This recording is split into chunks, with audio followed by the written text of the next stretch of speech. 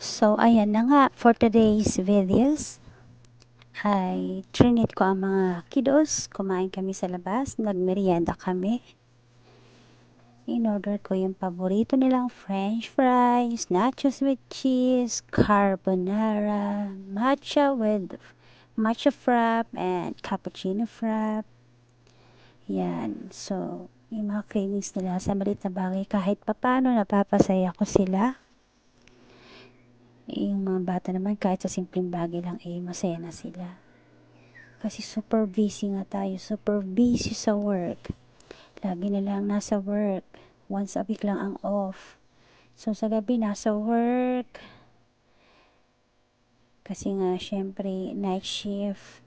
So sa umaga naman, after mag nap time, ilang oras na tulog din, mag-asikaso ng mga pagkain nila, magpapaligo sa kanila, maglalaba, tapos papasok naman sa gabi. So, halos ang banding namin once a week lang halos.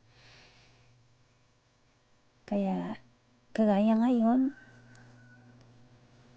naging top agent ako, nagkaroon ng incentive. So, kahit pa paano na-treat ko ang mga kiddos, na-treat ko ang aking mga anak. So, masaya ako kahit sa simpleng bagay, napaparamdam ko sa kanila ang aking pagmamahal bilang isang single mom. Kaya ngayon naramdam ko na kung paano maging single mom. Kudos to all single mom out there na lumalaban. Na kahit na wala ang support ang nakukuha sa mga ex-husband nila or sa tatay ng mga anak nila. Pero naging hardworking pa rin para sa mga bata ko. So, saludo ako. Kaya eto, bilang isang single mom, nagsusumikap para lang maitaguyod ang mga pangailangan ng aking mga anak, lalo na sa kanila pag-aaral, mga needs nila, mga vitamins.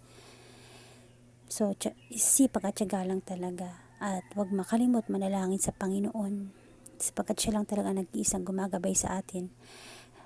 Tumataguyod sa atin bilang isang tagapagabay sa lahat ng bagay. So, thank you Lord sa blessings. Thank you sa pag-support. Bye-bye.